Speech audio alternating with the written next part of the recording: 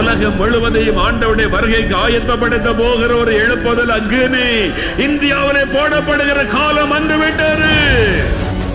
ஒரு பக்கம் எழுப்புதல் நடக்கும் பொழுது இன்னொரு பக்கம் உபத்திரவத்தை சந்தித்து தான் ஆக வேண்டும். அதற்கு மத்தியில எனக்காக நெருக்க ஆயத்தமா?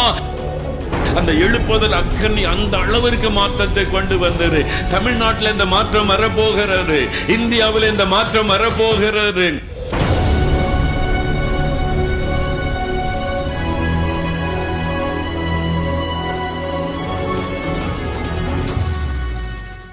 மல்கியா தீர்க்கதரிசன புஸ்தகம்.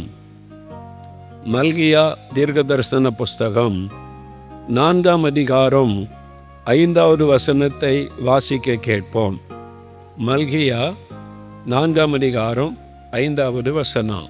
இதோ கர்த்தருடைய பெரிதும் பயங்கரமுமான நாள் வருகிறதற்கு முன்னே நான் உங்களிடத்திற்கு எலியா தீர்க்கதரிசியை அனுப்புகிறேன்.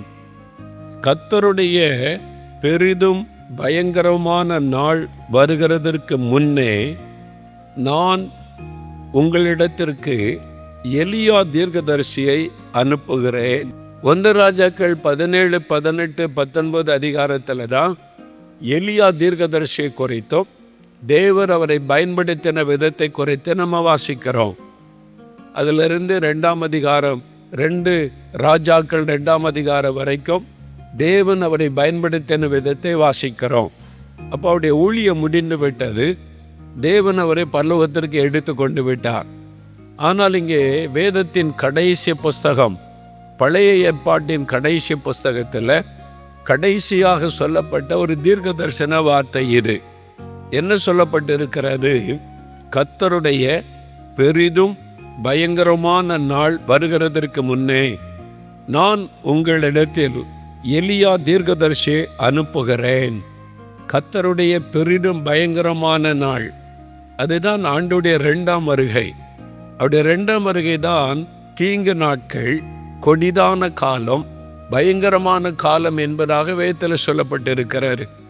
அப்படி கர்த்தருடைய பெரிதும் பயங்கரமான நாள் வருவதற்கு முன்பாக எலியா தீர்க்கதரிசியை நான் அனுப்புகிறேன் என்று ஆண்டவர் சொல்கிறார். இந்த எலியா எழுப்புதலை கொண்டு வந்த மனிதர்.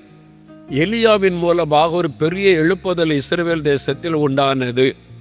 அவர் ஜனங்களை தேவன் பக்கமாய் திருப்புகிற ஒரு அபிஷேகமும் வல்லமை பெற்றிருந்த ஒரு தீர்க்கதரிசி.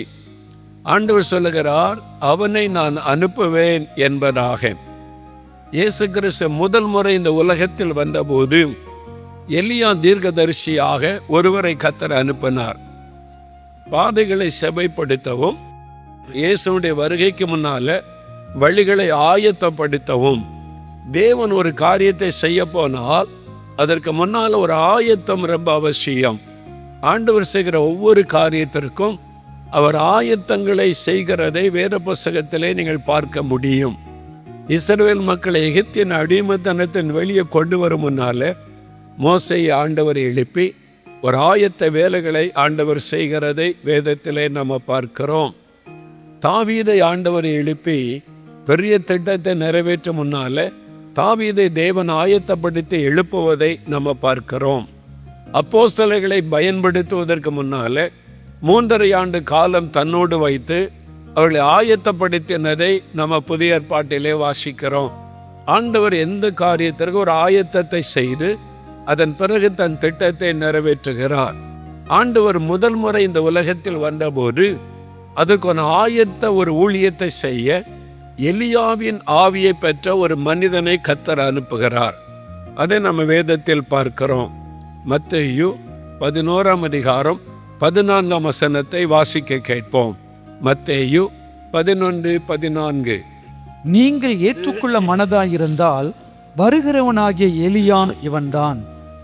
ஆண்டவர் சொல்லுகிறார், வருகிறவனாகிய எலியா இவன்தான் என்று யோவான் ஸ்நானகனை குறித்து ஆண்டவர் இயேசு பேசுகிறார். மத்தேயு 17ஆம் அதிகாரம் 10 முதல் 13 வசனம் பாருங்க.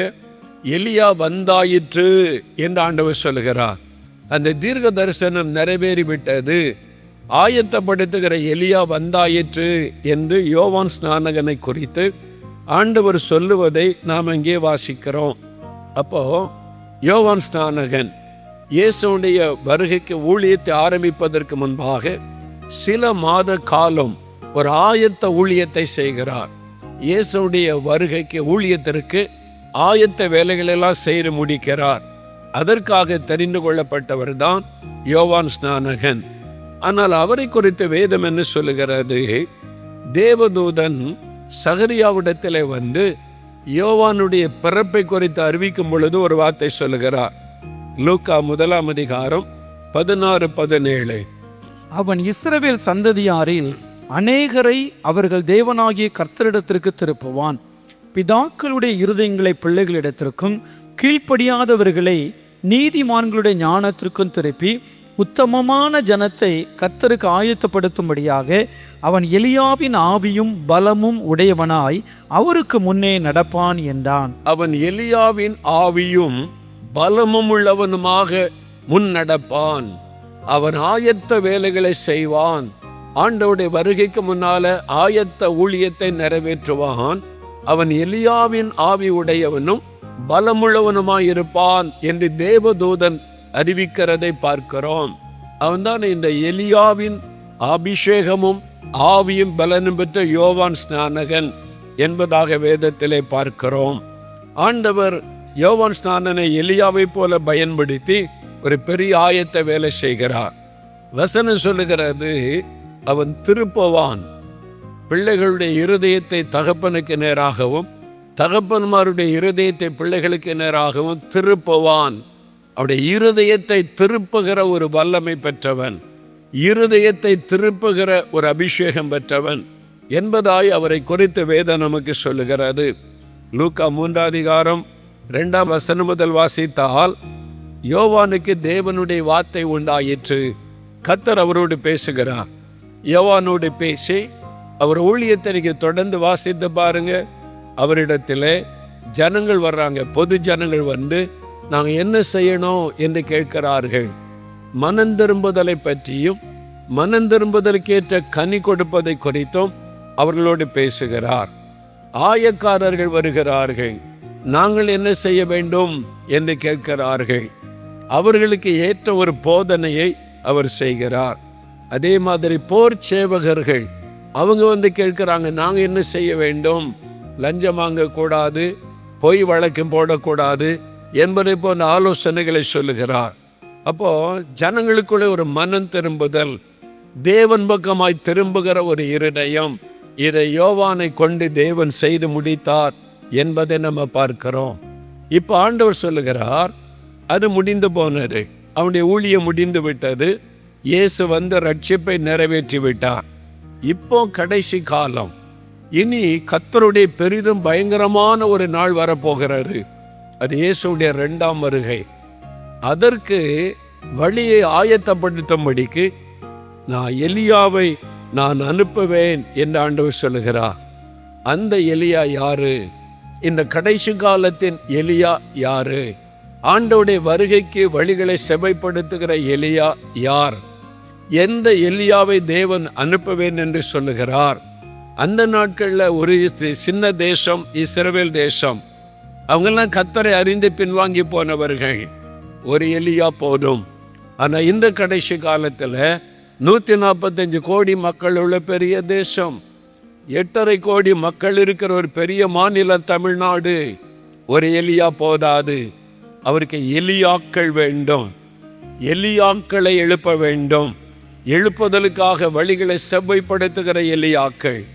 அதற்குத்தான் தேவன் உங்களை தெரிந்தெடுத்து கொண்டு வந்திருக்கிறார். கடைசி கால எலியாக்களாக பயன்படுத்துவதற்கு, ஆண்டவருடைய வருகைக்கு முன்னால வழிகளை செவ்வைப்படுத்துவதற்கு, எழுப்புதல் திட்டத்தை நிறைவேற்றுவதற்கு, தமிழ்நாட்டிலே நிறைவேற்றுவதற்கு ஆண்டவர் எலியாக்களாக உங்களை தெரிந்து கொண்டிருக்கிறார். நீங்க தெரிந்து கொள்ளப்பட்ட எலியாக்கள். அல்லேலூயா. ஆமாம். வழிகளை செவ்வைப்படுத்துவதற்கு, எழுப்புதலுக்கான வழிகளை செவ்வைப்படுத்தி எழுப்புதல் திட்டத்தை நிறைவேற்றுவதற்கு நீங்கள் தேவனால் தெரிந்து கொள்ளப்பட்டவர்கள். எழுப்புதலை நம்ம பார்க்கணுமானா எலியா எப்படி ஜெபித்தார்? 1 ராஜாக்கள் 17ஆம் அதிகாரம் 20-21 வசனங்கள் பாருங்க. என் தேவனாகிய கர்த்தாவே, நான் தங்கியிருக்க இடங்கொடுத்த இந்த விதவையின் மகனை சாக பண்ணினதினால் அவளுக்கு துக்கத்தை வருவித்தீரோ என்று கர்த்தரை நோக்கி கூப்பிட்டு அந்த பிள்ளையின் மேல் 3 தரம் குப்புற விழுந்து, என் தேவனாகிய கர்த்தாவே, இந்த பிள்ளையின் ஆத்துமா அவனுக்குள் திரும்பி வர பண்ணும் என்று கர்த்தரை நோக்கி விண்ணப்பம் பண்ணினான். கர்த்தர் எலியாவின் சத்தத்தை கேட்டார். பிள்ளையினுடைய ஆத்துமா அவனுள் திரும்பி வந்தது, அவன் பிழைத்தான். நாம் எல்லாருக்கும் தெரியும், சாரிபாத் விதவின் வீட்டிலே ஆண்டவர் எலியாவை தங்க வைத்திருக்கிறார். பஞ்ச காலம். அந்த விதவிக்கு ஒரே மகன். அவன் திடீரென்று வியாதிப்பட்டு மரித்து விட்டான். அவன் மரித்ததுனால விதவை கண்ணீர் வடிக்கிறாள். அவன் மரித்து கிடக்கிறான், உயிரற்ற ஒரு சடலம். எலியா அவனை வாங்கி கொண்டு தன்னுடைய அறையிலே போய் படுக்கையிலே படுக்க வைத்து தேவனை நோக்கி விண்ணப்பம் பண்ணுகிறார். என்ன ஜெபிக்க? என் தேவனாகிய கர்த்தாவே, உரிமையோடு ஜெபிக்கிறார்.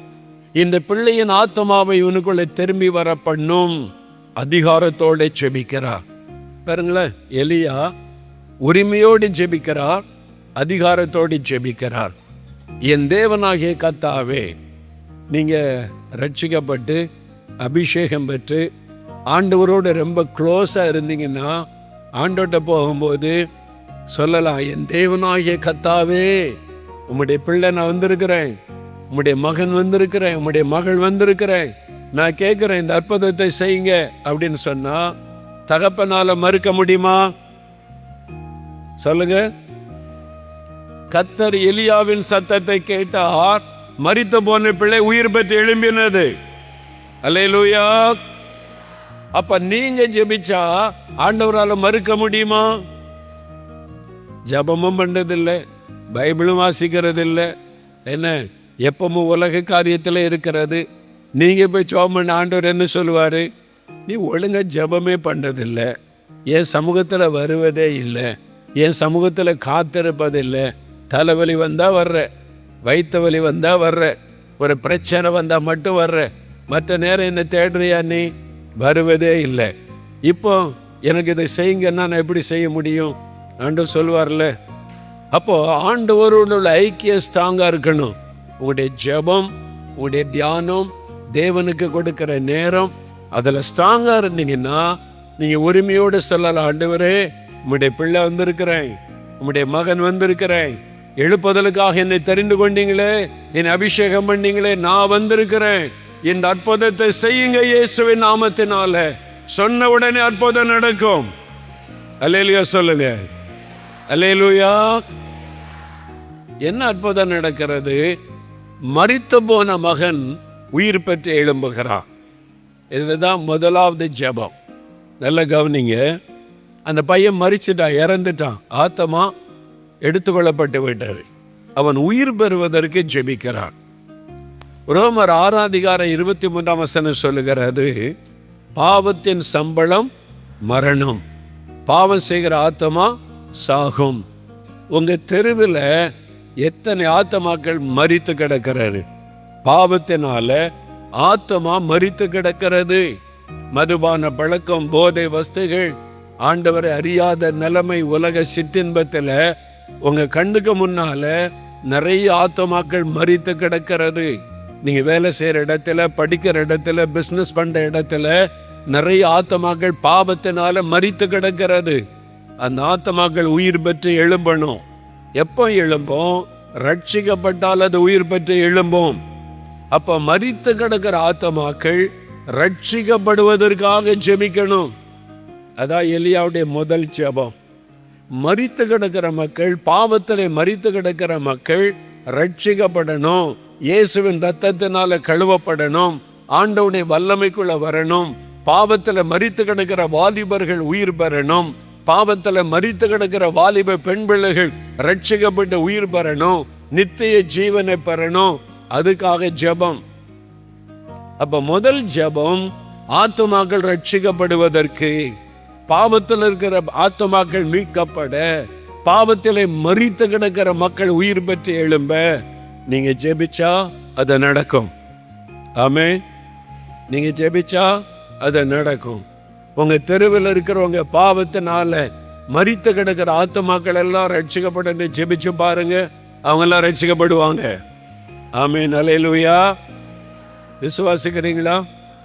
என் கூட வேலை பார்க்குற நிறைய பேருடைய ஆத்மா மரித்து கிடக்கிற ஆண்டவரே, அவங்க எல்லாம் ரட்சிக்கப்படணும், உயிர் பெறணும், அந்த ஆத்மாக்கள் மீட்கப்பட நான் ஜெபிக்கிறேன்னு திறப்பில் நின்று நீங்க ஜெபித்தால் அந்த ஆத்மாக்கள் ரட்சிக்கப்படுவாங்க. உங்க ஜெபம் எலியாவை போல ஜெபிக்கணும். மரித்து கிடக்கிற ஆத்மாக்கள் ரட்சிக்கப்பட்டு உயிர் பெற்று எழும்ப நம்ம ஜெபிக்கணும். நீங்க ஜெபித்தா அது நடக்கும். அதுக்கு தான் ஆண்டவர் எலியாவின் அபிஷேகத்தையும் வல்லமையும் கர்த்தர் உங்களுக்கு தருகிறார். எலியா ஜெபித்த மாதிரி நானும் ஜெபிக்கணும். ஆண்டவரே, மரித்து கிடக்கிற ஆத்மா உயிர் பெறணும் அப்படின்னு ஜெபிக்கணும். நீங்க ஜெபிச்சா கர்த்தர் அற்புதம் செய்வார். அல்லேலூயா சொல்லுது. அல்லேலூயா. ஒரு போலீஸ்காரர், அவர் காவல் துறையில் அதிகாரியா பணி செய்கிறார், இன்ஸ்பெக்டர் ஆஃப் போலீஸ்.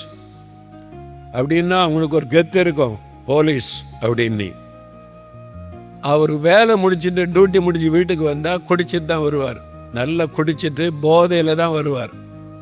அப்படி மனைவி ரட்சிக்கப்பட்ட ஒரு தேவனுடைய பிள்ளை தெரியாமல் வந்து இவர்கிட்ட மாட்டிக்கிட்டாங்க. இந்த ஆள் குடிச்சிட்டு தான் வீட்டுக்கு வருவார். கதவை தட்டுவார். வந்து கொஞ்சம் பிந்தி வந்து கதவை திறந்தா, இவ்வளோ நேரம் எங்கே போனேன், யார்கிட்ட பேசிக்கிட்டு இருந்த, அடிப்பார். ஒரு மிருக சுபாவம், மனைவி அடிக்கிறது. அப்புறம் உடனே வந்து கதவை திறந்துட்டா, உடனே வந்து திறந்துட்டு அப்போ நீ என்ன பண்ணி கொண்டது இங்கே, அதுக்கு அடி.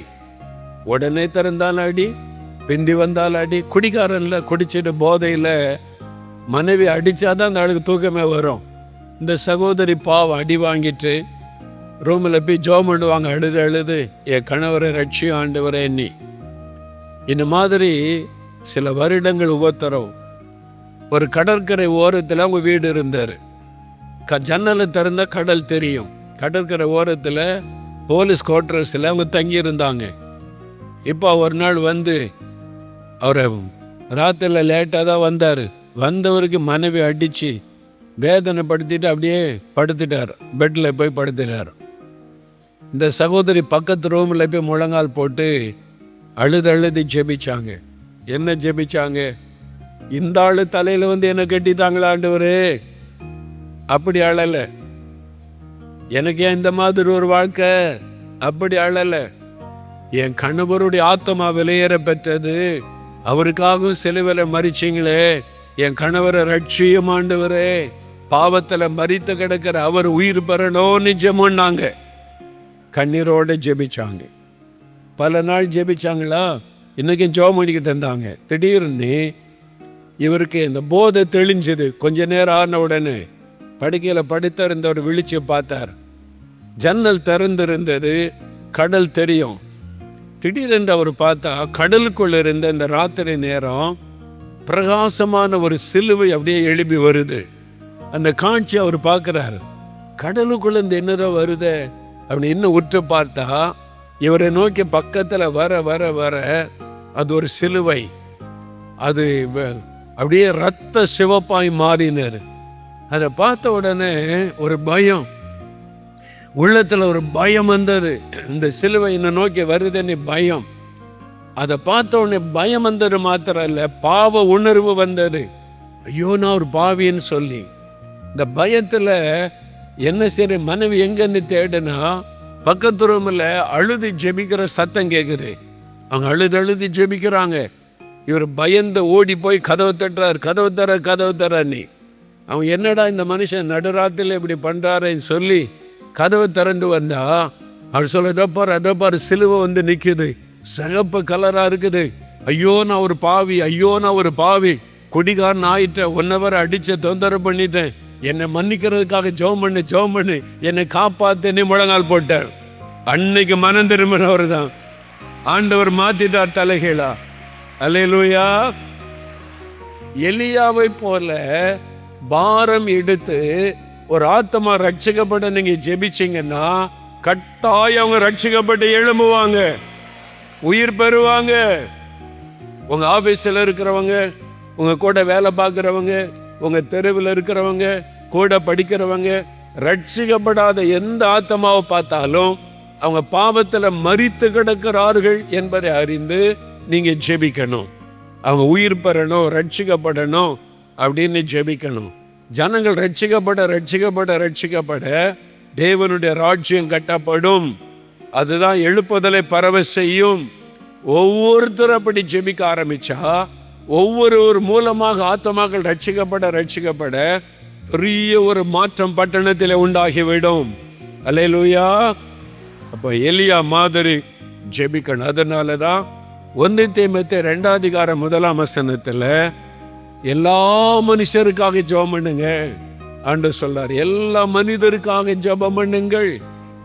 உங்க குடும்பத்தாருக்கு மட்டுமல்ல, உங்க தெருவில் இருக்கிற எல்லாருக்காக, உங்க கூட வேலை பார்க்கிற எல்லாருக்காக, உங்க கடத்தெருவில் இருக்கிற எல்லா வியாபாரிகளுக்காக, உங்க கூட படிக்கிற எல்லாருக்காக ஜெபிக்கணும். ஏன் ஜெபிக்கணும்? 4 சொல்லுகிறது, எல்லாரும் ரட்சிக்கப்படவும் சத்தியத்தை அறிகிற அறிவை அடையவும் தேவன் சித்தமுள்ளவராயிருக்கிறார். அதான் தேவ சித்தம். அதனால நீங்க ஜெபிச்சா கட்டாயம் பதில் வரும். சின்சியரா டெய்லி ஜெபிச்ச பாருங்க, எல்லாருமே ரட்சிக்கப்படுவாங்க. அப்ப எலியா ஆத்மாவுக்காக, மரித்து போன ஒரு ஆத்மாவுக்காக அந்த முகங்கொப்பர விழுந்து ஜெபிக்கிறார். அந்த பையன் மேல விழுந்து ஜெபிக்கிறார், பாரம் எடுத்து ஜெபிக்கிறார். ரட்சிக்கப்படாத ஆத்மாக்களுக்காக பாரம் எடுத்து நம்ம ஜெபிக்கணும்.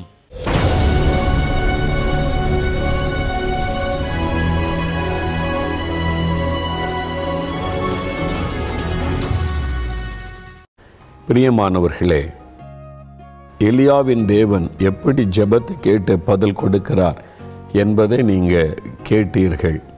எலியா பாடுள்ள மனுஷனாய் இருந்தும் கருத்தாய் ஜெபித்தாராம். நம்ம கருத்தாய் ஜெபிக்கணும், அப்போ அற்புதம் நடக்கும். அவர் பாருங்கள், ஆண்டவரிடத்தில் போகும்போது என் தேவனாகிய கர்த்தாவே நீ உரிமையோடு ஜெபிக்கிறார். இதை செய்யுங்கப்பா நீ அதிகாரத்தோடு ஜெபிக்கிறார். ஏன் தெரியுமா? அந்த அளவிற்கு ஆண்டவரோடு க்ளோஸாக இருந்தார். நீங்கள் ஆண்டவரை விட்டு தூரமாக இருந்தீங்கன்னா பாவத்துக்கு இடம் கொடுத்து நீங்கள் உரிமையாக ஜெபிக்க முடியாது. மனம் திரும்பி ரட்சிக்கப்பட்டு அவருடைய பிள்ளைகளாக மாறிட்டீங்கன்னா, அப்பா அவங்களுடைய மகன் வந்திருக்கிறப்பா, அவங்களுடைய மகள் வந்திருக்கிறேன்னு உரிமையாக ஜெபிக்கலாம். ஒப்பு கொடுத்துட்டிங்களா? உங்களுடைய இருதயத்தில் கை வைத்து ரட்சிக்கப்படாதவங்க, ஒப்பு கொடுக்குறவங்க ஜெபம் பண்ணுங்க. மற்றவங்க வலதுகரம் உயர்த்தி கருத்தாக ஜெபிங்க. தகப்பனே, யார் யார் இருதயத்தில் கரம் வைத்து இயேசுவே என் பாவங்களை மன்னியும், உங்கள் இரத்தத்தினால என்னை கழுவுங்க, என் உள்ளத்தில் நீங்கள் வாங்க, உம்முடைய பிள்ளை என்கிற அனுபவத்தை எனக்கு தாங்க, இனிமேல் இந்த பாவ வாழ்க்கை வேண்டாம், உம்மோடு நான் வாழணும்னு சொல்லி யார் யார் ஜெபிக்கிறாங்களோ இந்த சகோதரியை பாருங்கள், இந்த சகோதரனை பாருங்கள். உங்கள் இரத்தத்தினால் அவருடைய உள்ளத்தை கழுவுங்க. அவருடைய உள்ளத்தில் பிரசன்னமாகி அந்த ரட்சிப்பின் சந்தோஷத்தை கொடுங்க. பரிசுத்த ஆவியினால் நிரப்புங்கப்பா. ஒவ்வொருவரும் பரிசுத்த ஆவியினால் நிரப்பப்படட்டும். ஆவியில நிரம்பி அந்நிய பாஷையில் உம்மை துதித்த மகிழட்டும். உம்மோடு நெருக்கமாய் வாழுகிற அனுபவத்தை இன்று முதல் பிள்ளைகளுக்கு தாங்க. நீங்க மன்னித்ததற்காய் ஸ்தோத்திரம், உள்ளத்தில் வந்துவிட்டதற்காய் ஸ்தோத்திரம். இயேசுவின் நாமத்தில் ஜெபிக்கிறோம், ஆமேன். தொடர்ந்து இப்போ நீங்க தேவனுடைய பிள்ளை ஆயிட்டீங்க. இப்போ ஆண்டவர் உங்களோடு இருக்கிறதை உணர முடியும். இப்போ கருத்தா உங்களுக்கு என்ன தேவை ஜெபம் பண்ணுங்க. விடுதலை, சுகம், ஆசீர்வாத, நன்மைகள், குடும்ப ரட்சிக்கப்படணும், கிராம ரட்சிக்கப்படணும், ஊழியம், எல்லாத்துக்காக ஜெபிக்கலாம். என் கூட சேர்ந்து ஜெபிக்கிறீங்களா? இன்றைக்கு அற்புதம் நடக்கும். வலது கரத்தை அப்படி உயர்த்தி கொள்ளுங்க. இயேசுக்கு முன்னால், அவருக்கு முன்னால் நிற்கிறோம், ஜெபிக்கலாம். தகப்பனே, யார் யார் கரமுயர்த்தி என்னோடு இணைந்து ஜெபிக்கிறாங்களோ இந்த பிள்ளைகளோடு இணைந்து நான் ஜெபிக்கிறேன். இவள் உம்முடைய பிள்ளைகள், உம்மை ஏற்றுக்கொண்டவர்கள். இப்பொழுது உம்முடைய கரம் அவள் மேலே வைக்கப்படட்டும். அவங்க என்ன காரியத்துக்கு ஜெபிக்கிறாங்களோ அதில் அற்புதம் நடக்க வேண்டும் என்று ஜெபிக்கிறேன். வியாதி, அதிலிருந்து சுகம் வேண்டும் என்று ஜெபிக்கிற பிள்ளைகளை தொடும். உம்முடைய சுகமளிக்கிற வல்லமை அவர்களுக்குள் இறங்கட்டும். இயேசு கிறிஸ்துவின் நாமத்தில் பொல்லாத கேன்சர் வியாதிகள் மறையட்டும். அன்றோரை மரண வியாதிகள் இயேசு கிறிஸ்துவின் நாமத்தில் விலகட்டும். பாதிக்கப்பட்ட உறுப்புகள் எல்லாம் சுகமடைந்து புதிதாய் மாறட்டும். நடக்க முடியாதவர்கள் இயேசுவின் நாமத்தில் எழும்பி நடக்கட்டும். இந்த குடும்பத்தை விட்டு சகல வியாதிகளை வெளியேறட்டும். பொல்லாத பில்லிசோனி மந்திர கிரியைகள் அழியட்டும் இயேசுவின் நாமத்தில். இவளை வாதிக்கிற பயத்தின் ஆவிகள், தற்கொலை தூண்டுகிற ஆவிகள் இயேசு கிறிஸ்துவின் நாமத்தில் விலகட்டும். ஆசீர்வாதத்தை தடை பண்ணுகிற சத்துருடைய கிரியைகள் அழியட்டும், காரியங்கள் வாய்க்கட்டும், வழிகள் திறக்கப்படட்டும், தேவைகள் சந்திக்கப்படட்டும். இன்றைக்கு எந்த காரியத்திற்கு ஜெபிக்கிறார்களோ அதில் ஒரு அற்புதம் நடப்பதாக. இயேசு கிறிஸ்துவின் நாமத்தில் அற்புதம் நடப்பதாக. அவருடைய நிந்தைகள் மாறட்டும், ஊழியங்கள் ஆசீர்வதிக்கப்படட்டும், குடும்பங்கள் ஆசீர்வதிக்கப்படட்டும். அவங்க யார் யாருடைய ரட்சிப்புக்கு ஜெபிக்கிறாங்களோ அவங்க எல்லாம் ரட்சிக்கப்பட்டு நம்முடைய சாட்சியாய் மாறட்டும். ஜெபத்தை கேட்டதற்காய் ஸ்தோத்திரம். எலியாவின் ஜெபத்திற்கு பதில் கொடுத்த ஆண்டவர் எங்கள் ஜெபத்திற்கு பதில் தந்ததற்காய் ஸ்தோத்திரம். பெற்றுக்கொண்டோம் என்று விசுவாசிக்கிறோம். இயேசு கிறிஸ்துவின் நாமத்தில் ஜெபிக்கிறோம் பிதாவே. ஆமேன், ஆமேன்.